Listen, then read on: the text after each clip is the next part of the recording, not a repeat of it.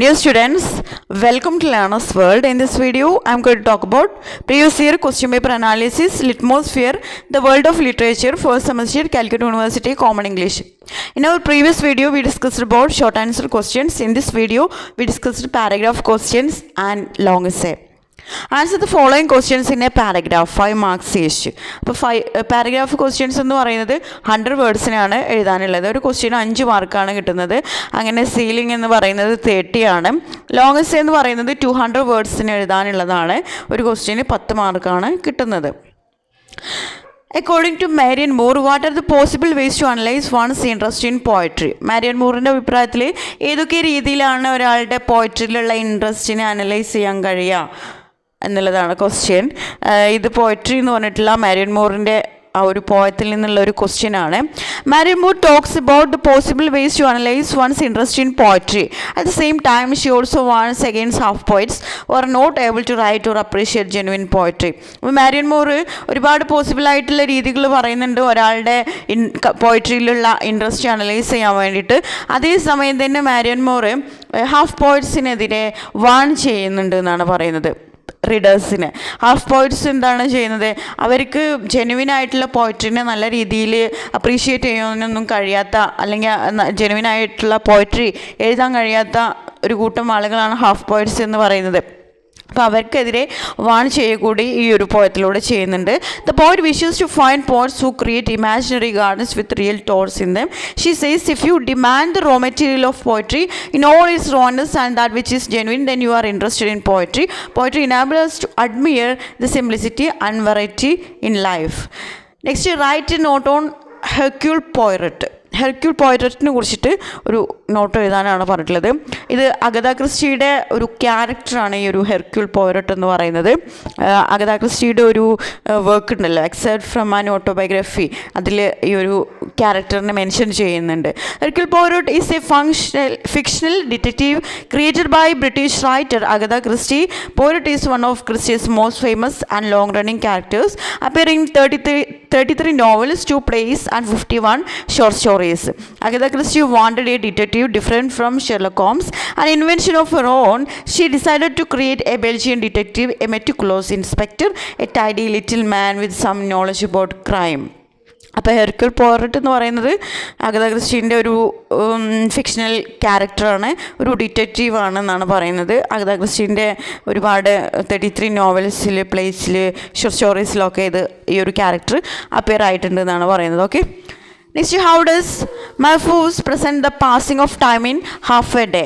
Half a day എന്ന് പറഞ്ഞിട്ടുള്ള നഗീബ് മഹ്ഫൂസിൻ്റെ ആ ഒരു ഷോർട്ട് സ്റ്റോറിയിൽ എങ്ങനെയാണ് ടൈം പാസ് ചെയ്യുന്നതിനെ കുറിച്ചിട്ട് ഡിസ്കസ് ചെയ്തിട്ടുള്ളത്, ടൈം പാസ് ചെയ്യുന്നതിനെ എങ്ങനെയാണ് പ്രസൻറ്റ് ചെയ്തിരിക്കുന്നത് എന്നാണ് question. The story half a day by Naguib Mahfouz present the passing of time. It traces the narrator's life from his time as a school boy till he becomes a grandfather. Time passes so fast that he is taken back by the sudden transformation. The boy goes to school and by the end of the day he tries to return home. He loses his way and is caught up in a busy street, unable to cross it. He will never return to the comfort of his home. The story is about the brevity of life. അപ്പോൾ ജീവിതത്തിൻ്റെ ആ ഒരു ചുരുങ്ങിയ സമയത്തെ ആണ് ഈ ഒരു സ്റ്റോറിയിൽ നഗീബ് Mahfouz present ചെയ്യുന്നത്. അതായത് ഒരു കുട്ടി സ്കൂളിലേക്ക് പോവുകയും അങ്ങനെ കുട്ടി വീട്ടിലേക്ക് തിരിച്ചു വരുന്ന സമയത്ത് ആ കുട്ടിക്ക് എല്ലാം നഷ്ടപ്പെടുകയും എല്ലാം ചേഞ്ചായിട്ടുള്ള ഒരു അവസ്ഥയാണ് കാണാൻ കഴിയുന്നത്. അപ്പോൾ ലൈഫിൻ്റെ ആ ഒരു ബ്രെവിറ്റിനെയാണ് ഈ ഒരു സ്റ്റോറിയിൽ പോർട്രേ ചെയ്തിട്ടുള്ളത്. Next, to a reason addresses someone who can create a new world order comment. To reason എന്ന് പറയുന്ന പോയം എഴുതിയിട്ടുള്ളത് ആരാണ്? ആർതർ റിംബോർഡാണ്. അപ്പോൾ ഈ ഒരു പോയറ്റ് ആരെയോ ഒരാളെ അഡ്രസ്സ് ചെയ്യുന്നുണ്ട്, അവർക്കൊരു ന്യൂ വേൾഡ് ക്രിയേറ്റ് ചെയ്യാൻ കഴിയുമെന്ന് പറയുന്നുണ്ട്. അതിനെ കുറിച്ചിട്ട് കമൻറ്റ് ചെയ്യാനാണ് പറഞ്ഞത്. The poem to reason addresses someone who can create a new world order. It written at a time when slave trade was common in the West. The poem questions the boundaries and the conventions of a rigid feudal logic. A touch of the finger on the drum starts a new harmony. Children will willingly follow him as they followed the pied piper. They beg to change their fates. They want to save themselves from the plague which has been in the minds of the people since time immemorial. It is with this plague that people dread the others. The children are eager to see the dawn of a brave new world. അപ്പോൾ ഇതിൽ ഈ ഒരു poem create ചെയ്ത ആ ഒരു സമയം എന്ന് പറയുന്നത്, റിട്ടേൺ ചെയ്ത ഒരു സമയം എന്ന് പറയുന്നത് നല്ല രീതിയിൽ വെസ്റ്റിൽ സ്ലേവ് ട്രേഡൊക്കെ നടക്കുന്ന ഒരു സമയമായിരുന്നു എന്ന് പറയുന്നുണ്ട്. അതുപോലെ ഫ്യൂഡൽ ലോജിക്കിനെ ഈ ഒരു പോയം ക്വസ്റ്റ്യൻ ചെയ്യുന്നുണ്ട് എന്നാണ് പറയുന്നത്. അതുപോലെ ഇതിൽ പോയിട്ട് പറയുന്നുണ്ട് ഈ ഒരു ഡ്രം ടച്ച് ചെയ്യുന്നതോടുകൂടി ഒരു ന്യൂ ഹാർമണി കൊണ്ടുവരാൻ പറ്റുന്നുണ്ട്. അതുപോലെ ഈ ഒരു കുട്ടികൾ ആ ഒരു ന്യൂ ഹാർമണി ഈ പൈറ്റ് പേപ്പറിനെ ഫോളോ ചെയ്ത പോലെ അവർക്ക് ഫോളോ ചെയ്യാൻ പറ്റും. അങ്ങനെയുള്ള കാര്യങ്ങളൊക്കെയാണ് ഇതിൽ പറയുന്നത്. Okay. Why did Holmes send Watson and Amberley to Little Purlington? What was his plan? എന്തുകൊണ്ടാണ് ഷെർലക് ഹോംസ് വാട്സനെ ആംബർലിൻ്റെ അടുത്തേക്ക് പറഞ്ഞു വിട്ടിട്ടുണ്ടായിരുന്നത്? എന്തായിരുന്നു അവരുടെ പ്ലാൻ എന്നുള്ളതാണ് ക്വസ്റ്റ്യൻ. ഇത് the adventures of a retired colourman by Arthur Conan കോയിലെ ഈ ഒരു വർക്കിൽ നിന്നുള്ള ഒരു ക്വസ്റ്റ്യൻ ആണ്. Sherlock Holmes arranged to send a telegram to Amberley in the name of Elman, the vicar of Little Purlington. It said the vicar had vital information regarding the disappearance of Mrs Amberley and doctor Ernest. അപ്പോൾ Sherlock Holmes ഒരു ടെലഗ്രാമാണ് ആംബർലിക്ക് send ചെയ്യുന്നത്.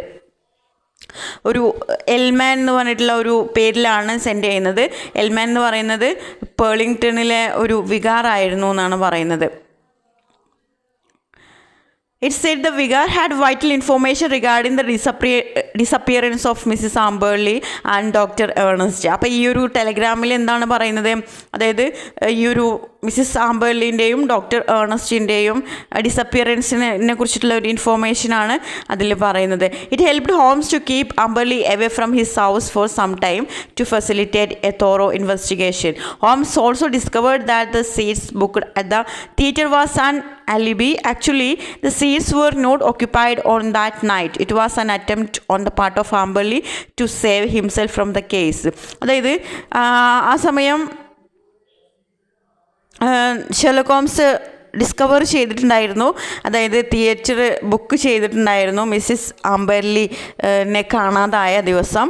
പക്ഷേ ആ സമയത്ത് അവർ ആ ഒരു സീറ്റിൽ ഉണ്ടായിരുന്നില്ല എന്നുള്ളത് ഐഡൻറ്റിഫൈ ചെയ്തിട്ടുണ്ട് എന്നാണ് പറയുന്നത്. ഇതൊക്കെ ആംബർലിനെ തന്നെ സേവ് ചെയ്യാൻ കാണിച്ചിട്ടുള്ള തന്ത്രങ്ങളാണ് എന്നുള്ളത് കാര്യങ്ങളൊക്കെ ആണ് അതിൽ പറയുന്നത്. Next, how does Glaspell present female experience in the play Trifles. അപ്പോൾ ട്രൈഫിൾസ് എന്ന് പറഞ്ഞിട്ടുള്ള ആ ഒരു പ്ലേയിൽ എങ്ങനെയാണ് ഗ്ലാസ്പെൽ എങ്ങനെയാണ് ഫീമെയിൽ എക്സ്പീരിയൻസ് പ്രസൻറ്റ് ചെയ്തിരിക്കുന്നത് എന്നുള്ളതാണ് question. Trifles talk about the domesticated womanhood in a patriarchal society. Minnie Foster is a good lady by birth and nurture. Unfortunately, she was married to John Wright, a male chauvinist. Minnie had a pet canary, but John Wright didn't like the bird, so he killed her pet. In revenge, Mrs. Wright killed him, strangling him by neck with a rope. The play talks about the male attitude towards women, looking down upon the women folk as trifle is common in society. ഈ ട്രൈഫിൾസിൽ ഒരു female experience എങ്ങനെയാണ് present ചെയ്തിരിക്കുന്നത് എന്നുള്ളതാണ് question. അതായത് ഇതിലൊരു സ്ത്രീ ഒരു patriarchal സൊസൈറ്റിയിൽ, അതായത് ഒരു പുരുഷാധിപത്യ സമൂഹത്തിൽ അനുഭവിക്കേണ്ടി വരുന്ന കാര്യങ്ങളാണ് ഇതിൽ പറയുന്നത്. മിന്നി ഫോസ്റ്റർ എന്ന് പറയുന്ന ഒരു ലേഡി, നല്ലൊരു ലേഡിയാണ്. അവരുടെ ഹസ്ബൻഡാണ് ജോൺ റൈറ്റ്. അദ്ദേഹം ഒരു മെയിൽ ഷോവനിസ്റ്റ് ആണെന്നാണ് പറയുന്നത്. അപ്പോൾ മിന്നിക്ക് ഈ ഒരു ഹസ്ബൻഡിൽ നിന്ന് ഒരുപാട് മോശമായിട്ടുള്ള പെരുമാറ്റങ്ങൾ ഉണ്ടായിട്ടുണ്ട്. മിന്നിക്ക് ഒരു പെറ്റ് ഉണ്ടായിരുന്നു, കാനറി എന്ന് പറഞ്ഞിട്ട്. അപ്പോൾ ജോൺ റൈറ്റിന് ഇത് ഇഷ്ടമല്ല. അങ്ങനെ കാനറിനെ ജോൺ റൈറ്റ് എന്ത് ചെയ്യുന്നുണ്ട്, കഴുത്ത് നെരിച്ച് കൊല്ലുന്നുണ്ട്. അതിൻ്റെ ഒരു റിവെഞ്ച് എന്നുള്ള നിലക്ക് ഈ ഒരു മിന്നി എന്ത് ചെയ്യുന്നുണ്ട്, ഹസ്ബൻഡിനെ കഴുത്തിൽ ഒരു കയറിട്ട് കുരുക്കി കൊല്ലുകയാണ് ചെയ്യുന്നത്. അപ്പോൾ ഈ ഒരു പ്ലേയിൽ എന്താണ് പറയുന്നത്, അതായത് ഒരു പട്രിയാർക്കൽ സൊസൈറ്റിയിൽ ഒരു സ്ത്രീ എന്തൊക്കെയാണ് നേരിടേണ്ടി വരുന്നത് എന്ന്, ഡൊമസ്റ്റിക്കേറ്റഡ് ആയിട്ടുള്ള വുമൻഹുഡിനെയാണ് ഇതിൽ പ്രസൻറ്റ് ചെയ്തിരിക്കുന്നത്. How does Verissimo satirize bureaucracy in the cockroach. Verissimo എങ്ങനെയാണ് കോക്രോച്ച് എന്ന് പറഞ്ഞിട്ടുള്ള ഈ ഒരു സ്റ്റോറിയിൽ ഡെമോക്രസി എങ്ങനെയാണ് സറ്ററൈസ് ചെയ്തിട്ടുള്ളത് എന്നുള്ളതാണ് question. The cockroach is A political satire on democracy. It tells us how an innocent meal becomes bureaucratic nightmare. The story shows how a simple incident gets complicated.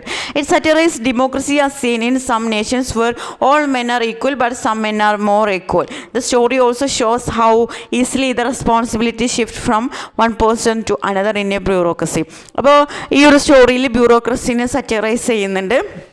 ഇതൊരു political satire ആണെന്ന് നമുക്ക് പറയാം. അതായത് ഒരു innocent ആയിട്ടുള്ള ഒരു salad എങ്ങനെയാണ് ഒരു ബ്യൂറോക്രാറ്റിക് നൈറ്റ്മെയർ ആയത് എന്നുള്ളതാണ് ഈ ഒരു സ്റ്റോറി പ്രസൻറ്റ് ചെയ്യുന്നത്. അതുപോലെ ഒരു സിമ്പിൾ ഇൻസിഡൻറ്റ് കോംപ്ലിക്കേറ്റഡ് ആയിട്ടുള്ള ഒരു രീതിനെയും ഈ സ്റ്റോറി സറ്ററൈസ് ചെയ്യുന്നുണ്ട് എന്നാണ് പറയുന്നത്. അതുപോലെ ഈ ഒരു സ്റ്റോറി ഡെമോക്രസിനെ സറ്ററൈസ് ചെയ്യുന്നുണ്ട്.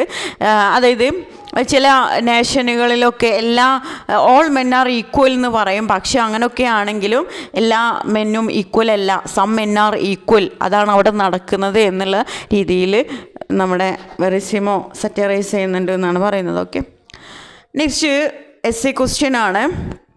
Right an essay of 200 words on any one of the following.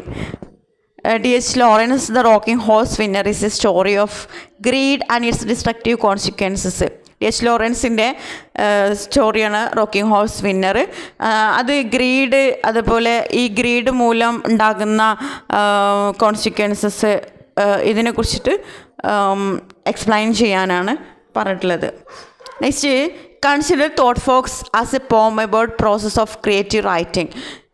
Thought fox എന്ന് പറയുന്ന ടെഡ് ഹ്യൂസിൻ്റെ ആ ഒരു പോം എന്ന് പറയുന്നത് ക്രിയേറ്റീവ് റൈറ്റിങ്ങിനെ കുറിച്ചിട്ടാണ് എന്നുള്ളതിനെ കുറിച്ചിട്ട് എക്സ്പ്ലെയിൻ ചെയ്യാനാണ് പറഞ്ഞിട്ടുള്ളത്. ഓക്കെ, അപ്പോൾ ഈ എസ്സേ ക്വസ്റ്റ്യൻ എഴുതുമ്പോൾ നിങ്ങൾ ശ്രദ്ധിക്കേണ്ടത് ആദ്യം ഒരു ഇൻട്രൊഡക്ഷൻ പാർട്ട് എഴുതണം. അതിപ്പോൾ പോയിറ്റ് ആണെങ്കിൽ പോയിറ്റിൻ്റെ ഒരു ബാക്ക്ഗ്രൗണ്ട് ഇൻഫോർമേഷൻ കൊടുക്കുക. പിന്നെ എന്താണ് നമ്മുടെ ക്വസ്റ്റ്യൻ എന്താണെന്നുള്ളത് അതിനെക്കുറിച്ചിട്ട് മെൻഷൻ ചെയ്യുക. Then minimum 3 body paragraph, then conclusion. ആ ഒരു രീതിയിലാണ് എസ്സേ എഴുതേണ്ടത്. ഇതിലൊരു ക്വസ്റ്റ്യന് 10 മാർക്കാണ് കിട്ടുന്നത്. Okay, thank you.